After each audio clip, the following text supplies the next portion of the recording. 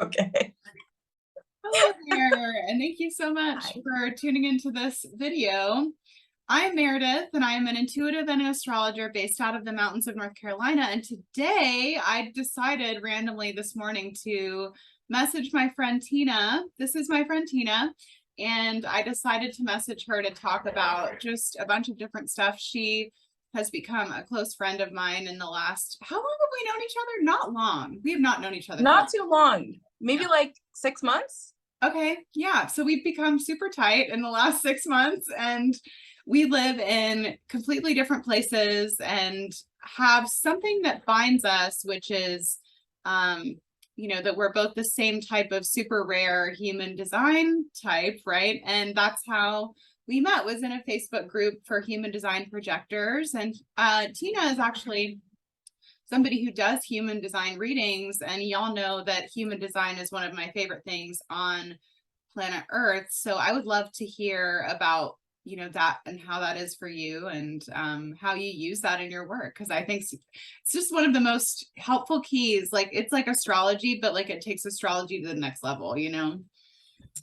Yes. Yeah. And I didn't really know much about astrology. I just knew, your sun, moon, and rising sign, maybe Right, a right. little bit about like Mercury and stuff like that.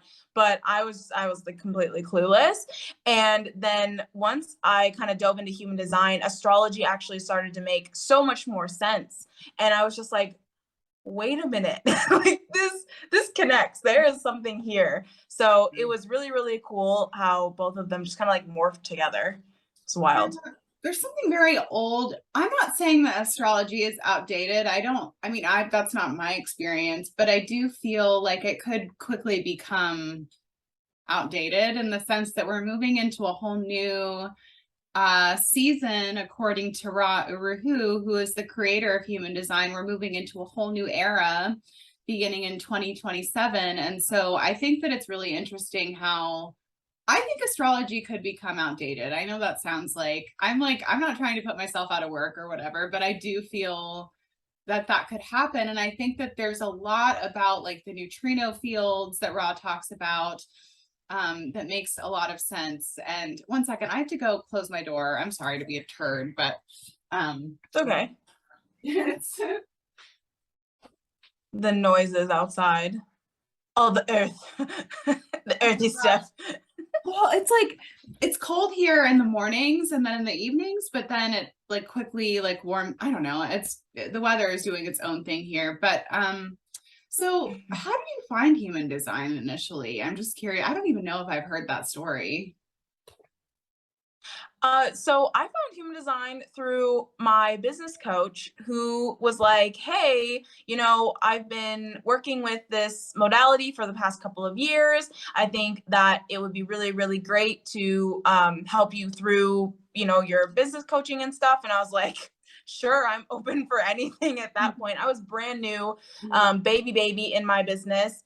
So I was like, okay, like, let's do it. And oh my God, it blew my mind because everything that she was saying, it was like I knew her for a while before that, but this was like a whole like different level of intimacy between her and me as like coach and client, because she just by looking at my chart, she just like knew things about me and could like really like point out where these different aspects of me were coming from and things that I would struggle with, things that I was really, really good at, where my gifts were. And I'm just like, oh my gosh, this is why I've never been understood in my whole life, because Oh, I I was never relate to meant to that. be understood. It's an interesting experience. I had that with astrology initially, like when I first discovered like past the sun sign, and I discovered that, oh, I'm a Pisces moon. I have a lot of Virgo in my chart. I have a lot of eighth house, and that's why I'm fucking crazy. And like it's also why I've never fully identified with like this sign that I am, right? But then coming into human design, I think it was like for me 2017 maybe, when I stumbled upon it, and I was really resistant to it for a long time because our type is very hard. Like Ra Uruhu was basically like, yeah, mental projectors, good luck.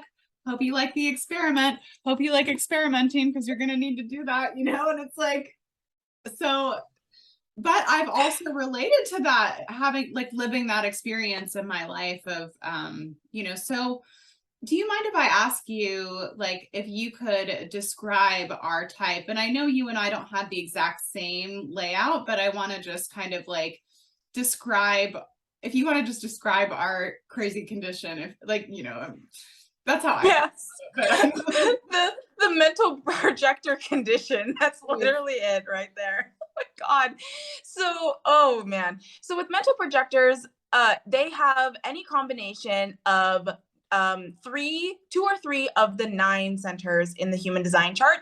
And it's either going to be a combination of the head and the ajna and the throat, or you can have all three of them defined. which are the So top there's connections centers between the in the two. body graph. I just want to like, just for people who Oh, haven't seen one, yes. like it's, yeah, go on. Yeah. So to give you a little visual, there's a head center up here. It's kind of like your crown. If you think about the chakra system, you can think about the crown chakra being here. Then you have the ajna, which is the brain, third eye chakra center. And then the throat, that can be either defined or undefined, colored in or not.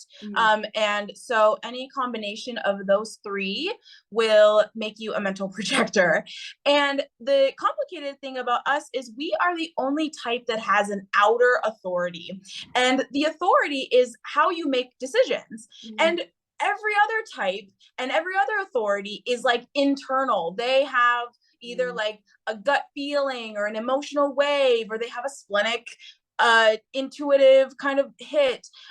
They have an ego center, or maybe even they're self-projected, where they have like this identity that they speak and move from. But mental projectors do not have that. Yeah. We have the external aspect where we have to be in the correct environment to make decisions. And that is so important because since we have so much openness, we are so subject to conditioning and external energy.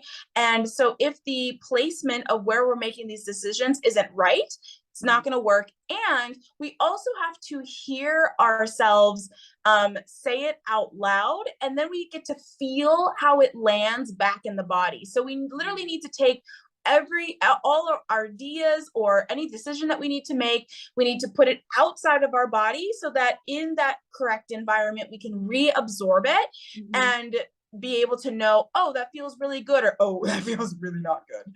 Yeah. No, I think, there's a couple pieces with that, like the projector aura and human design. There's like 5 different types, right? And like the projector aura is the only aura that like penetrates into the other types auras, right into their G center, if I'm not mistaken. So we can kind of like use our definition, use our gifts, whatever, to like kind of like go right into the heart of someone, and to also, in our environment, like we are like kind of, I find that projectors are like more spongy than other types. And I find like in the energy work that I've done with people, there's a lot more like foreign energy and a lot more entities, frankly. I know that's like a like inside of and like around in the field of a projector than in other types. And I think that's interesting. And then also like the amount of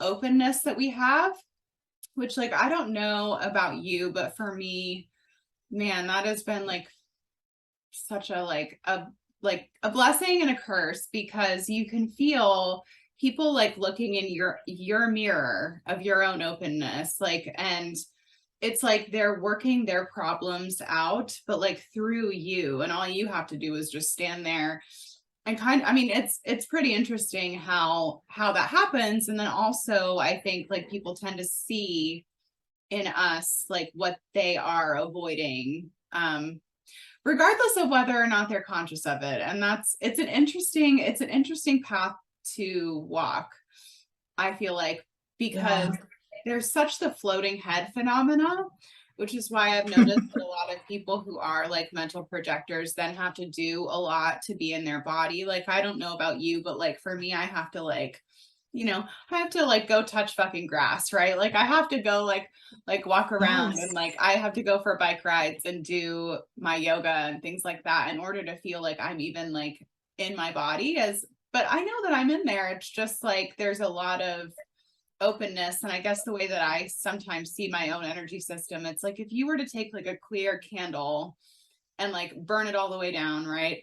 Like a big jar, and then you were to cut the bottom off and you were to just like set it on the ground. So whatever kind of comes into our openness, it's like if we have like a matching wound or a matching trigger to sort of like that whatever conditioning or whatever foreign energy is around us, it's like if it has something within us to stick to, it's like I don't really have any compartments. Like I don't really have any choice. Well, I do have, I mean, you know, we always have a choice, and we'll talk about that in a second, but yeah.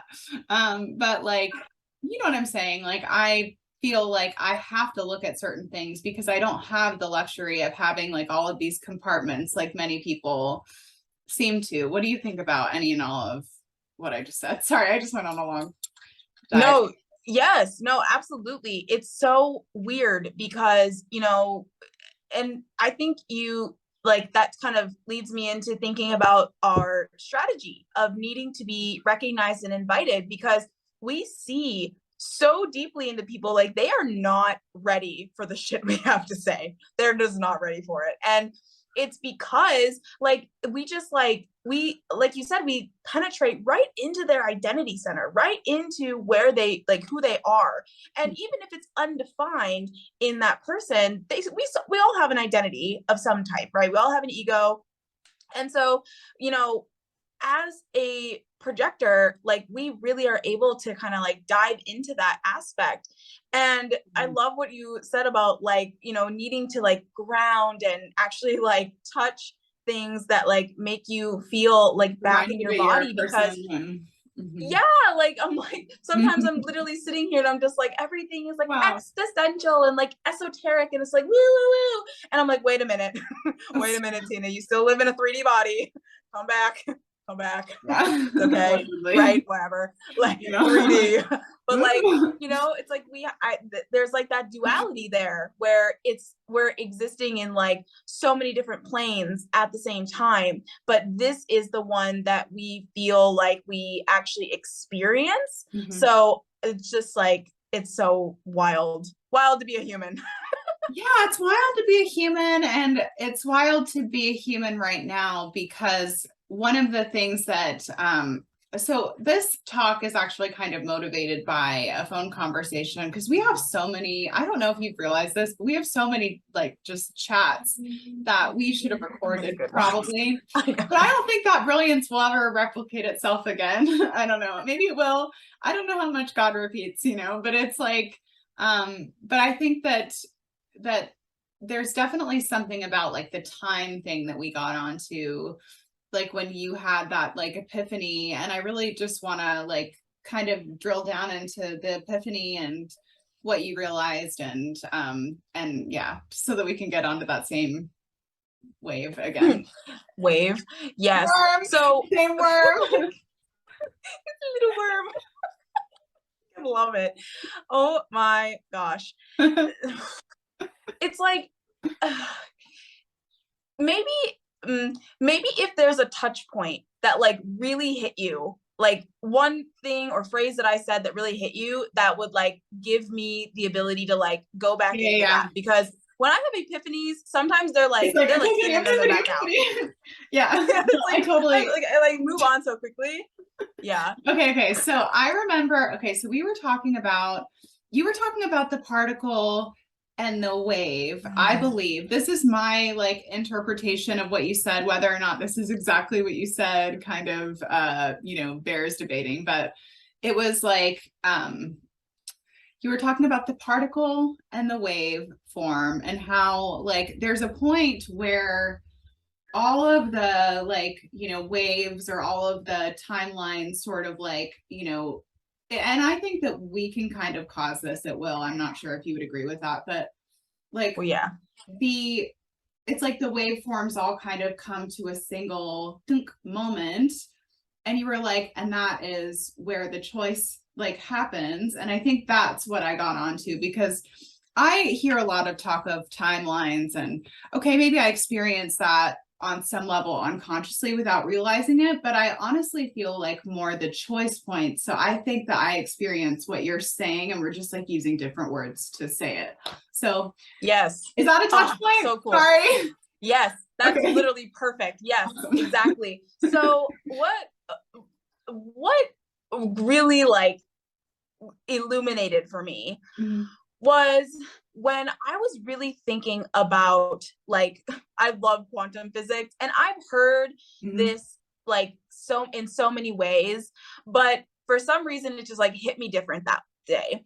And so when I was thinking about this and really thinking about like the particle wave duality. So let me talk about that so then I can, you know, really get into like the actual epiphany, the worm. So the particle wave duality is this incredible phenomena where particles are, it's not like a particle like you think of sand. This is like just like a teeny weeny object, smaller than an atom, smaller than, you know, an electron, all those things. It is literally like energy in its smallest material form.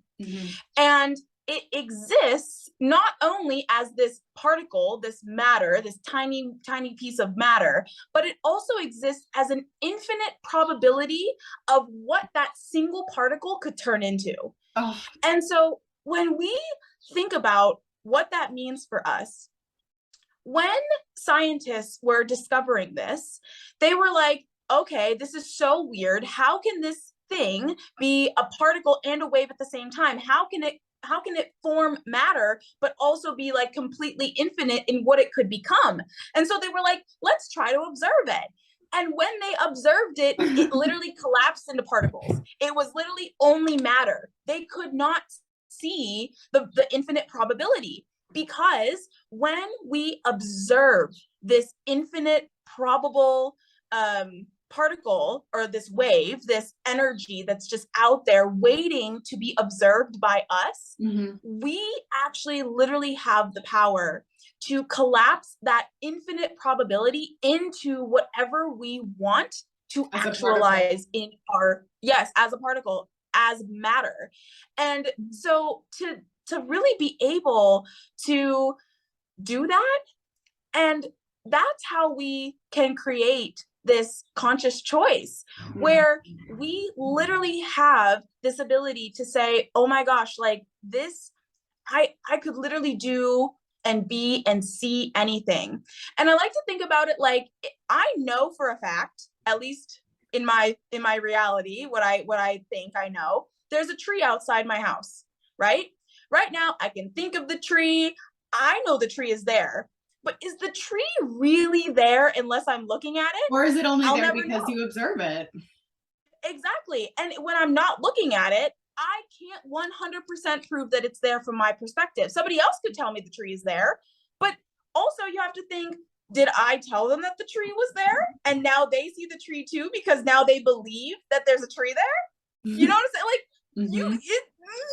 no, yeah, no, really like there. if the tree falls in the woods and nobody is there, does it really make a sound? You know, yes.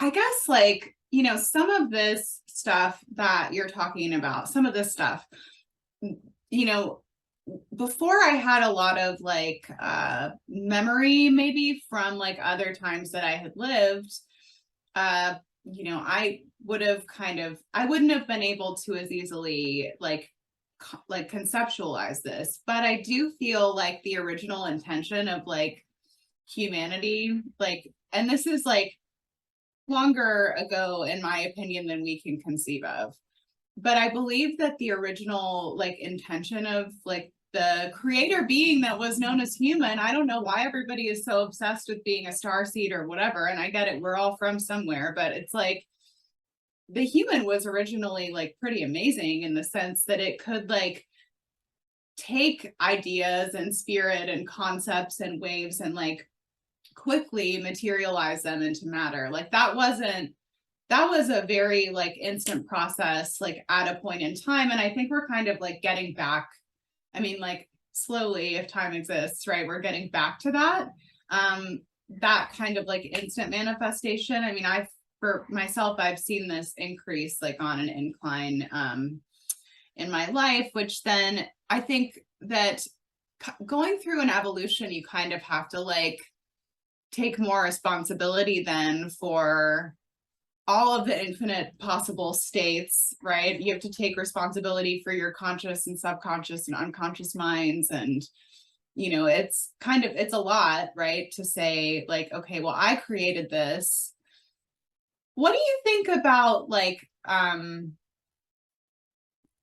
agreed upon realities? Because I feel like if we all decided like that this all should change, like we could all change it. I just think that there's so many agreements that we've made, like the sky is blue, the grass is green, like you have to go to traffic court, which is like the fucking like a level of hell in Dante's Inferno, in my opinion. Like, you know what I'm saying? Like these are just things that I think sometimes I'm like, well, you know, we have a collective consensus of what this is because we're all observing it. But I wonder, like, I really think that, like, I just wonder if, like, we all observe something else, like, and how powerful that would be. So anything that comes up to share is great. Yeah. So something that kind of popped into my head as you were talking about, like, long ago, you know, when we talk about instant manifestation, like, I know that everybody wants to believe, and even at a lot of points, I believe that there was like maybe alien encounters where like we got this information from aliens, how they built the pyramids, all this stuff. But now I'm kind of thinking, what if we literally were just so connected to source back then that source just gave us the answers, and now as we've evolved, we've relied more on our own like human ego than we do on spirit, source, God, whatever. And so that's why we've evolved like materially, but we haven't evolved spiritually. We can't instantly manifest crazy things. We can't make electricity. Well, we can, but we choose not to, right? Make electricity for all and do all of these amazing things. Like that definitely is something that humans were once able to do that we have completely like just maybe accidentally on purpose forgot about. And I think it's by design that it's kind of been phased out, and these new like the sky is blue, the grass is green type of like collective thoughts and collective consensus has really like narrowed our mindset around what's actually possible for us. Yeah. You know what I mean? Like you know we just all and we all agree. Totally. Yeah, I think if we changed our agreements on a deeper level, like some things would rapidly change. What I'm wondering is though, based on like human design prophecy, at least, you know, because he's got like his, you know, his whole like 2027 and the global transmutation or transformation or whatever, we're mutating or, you know, multiple mutations, right? Lots of stuff. I wonder like how much the background frequency, I got it. Sorry. Yes. Thank you. Thank you. I wonder how much the background frequency changes like this, because in 2027, according to like the creator of human design, we're going into a more individual type of frequency in the background, which means that it's less about like a global fucking family, like, and it's more about like, you know, our individual needs and, you know, kind of preserving the knowledge and, you know, keep whatever the knowledge is. I mean, people say the knowledge and the human design speak and they're talking about human design, but for me, that's not, I mean, you know, like it can be anything. Yeah. And that, you know, we're kind of like moving into a space where like, you know, we're going to be a little bit more individual. And the only way, according to him, is to like kind of know thyself and like find your human design strategy and authority, which I've noticed that some people come into without having to look into a human design textbook or look into it at all. Some people just kind of like have it already kind of like naturally grokked, like what works for them, what doesn't. They're just naturally observant. But I just think it's really interesting how like the background frequency changes to something that's a bit more individual. And then what? And then what Oh happens my gosh. when the thread that holds the collective like consensus together, when that dissolves, which I feel like it's dissolving. Like I think that's why, like part of the reason that there's so much chaos. And I think that there will continue to be chaos on an incline, don't you, until 2027? Or I mean, you know, who knows? I'm not into like, you know, even though I am super into dates, like I'm not really into like planning like when of Oh certain yeah. people, you know. Yeah, because honestly, you know, that mm, with the way I feel about time, Mm. uh it I think it's already happening.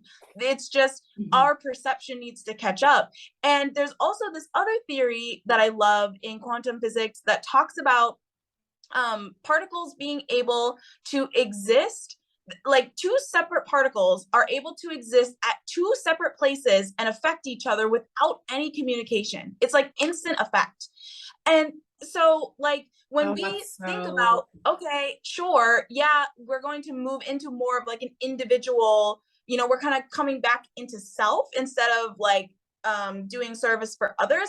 But the more, right, the more that we work on ourselves as individuals, the higher the frequency of the full collective goes anyway. And I think we're kind of starting to realize that we've focused so much on trying to help other people help themselves that we don't in fact help ourselves enough to then be like lead by example. And this is where the sixth line comes in so profoundly, oh yeah, because we're because moving from a fifth line to a sixth fifth line to the line sixth line, in exactly. 2027. So Okay. yes. Yeah, So this is where yeah. that role model energy, yeah, this is where the role model energy comes forth and says, hey, I'm going to change myself individually. And I don't even have to go out and teach people. That's the sixth line magic. We don't have to actually go out and like say, hey, I can teach you that. We literally just live it. And me and you are both six lines. So, like, we literally just live it. Mhm. And then other people start to fall in line in their own way, in their own healing. They say, oh my gosh, look at that sixth line being able to heal herself and do what she needs to do to raise her own frequency. Then like that whole particle thing where they're existing in multiple times, I am a reflection of another person, so then that person can see their own healing and their own magic inside of them, and then they start to bring it out, and then it's literally just like this chain effect. But that's what's so beautiful about the sixth line, bringing that energy of like, I don't have to teach you. Because right now we are in the fifth line, like teacher mode, where everybody is projecting onto the teachers, right? And saying, hey, you know, I need you to be my savior. I need you to save me from myself. Or And when we everyone's move the in, teacher, or everyone's trying to be the teacher, which like no judgment. I mean, I think yes, we all have things to teach right, each other, but yeah, I'm just gonna shut my mouth. exactly. No, exactly. Like that's the problem though, is like if everybody is trying to be the teacher, they're all looking externally Mhm. to help other people heal instead of doing the work themselves, and then Yeah. literally just people just seeing that as the example of, wow, how do you live like that? How have you gone through all the things you've gone through and you still show up like this? Yeah. That's what we're moving into. And that's what's going to be, in my opinion, so beautiful and so profound for us as humanity, to kind of go in more inward, and still be able to have a huge impact without having to go like seek out our, you know, our pupils or whatever. You know what I mean? Yeah, it's interesting. I wonder how I don't know. I wonder how like the theme of something like post-traumatic growth. Like when I was in college, I worked in a post-traumatic growth lab, and I worked with like all different types of people and learned a lot of things. And I found that for myself, I mean, I don't just, you know, I get a lot of like compliments on my channel for like maturity and foresight at an early age, which I think is very typical of the sixth line in human design and the number profiles. But you know, I think that it doesn't just happen like that for no reason. Like we usually have to go through many different like shitty, terrible experiences and trials and traumas and devastations. And so, you know, I can't say that like, yeah, like I can't say that I would have been this way had I not gone through everything that I've been through. And I think that everything only like even, you know, I had like a health event in January of this year and it just made me that much more resilient.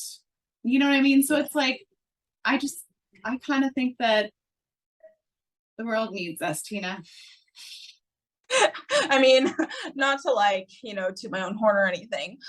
I'm a little bit needed. Yes, you are. Well, yeah, no, totally. And I think that the sixth line, just in general, like the wisdom that you gain from going through like the strange, you know, things that we've Yes. experienced. So I wanted to ask you, and if you don't know, that's okay. I want to look it up regardless. Like, when did the fifth line start? So, and also I want to ask, does the cross of planning, which we've been in since like roughly like what, like 1780 something? I don't know. A while. Yeah, a while, couple hundred years, you know. Yeah.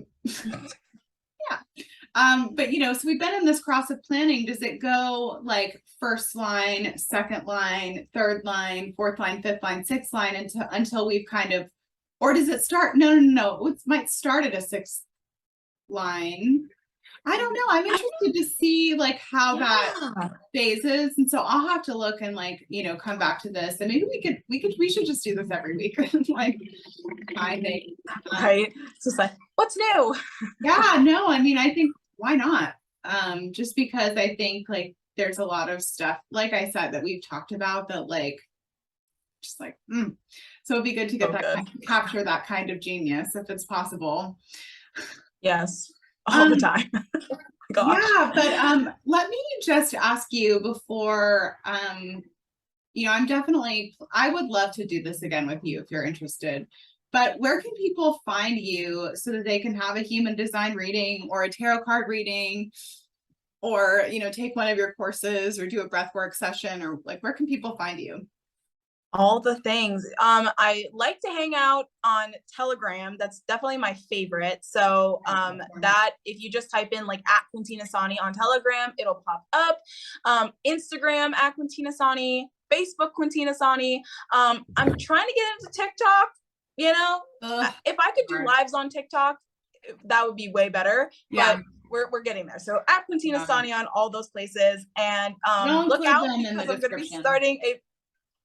Yes. And I'm also going to be starting a podcast called Conscious Choice. Yay! I'm so excited. And it's literally going to be all about like my work in conscious choice and how important it is to me. And I use quantum physics, breathwork, human design, and tarot together to help you create conscious choice. So that's my jam. That's where I just get so excited. I know. Yeah. You mentioned the conscious choice, like those, like the combination of words, like when that kind of like really showed up in a strong way. And I just thought that it was a really like a beautiful concept and very reflective of everything that we were talking about, of like going down to the zero.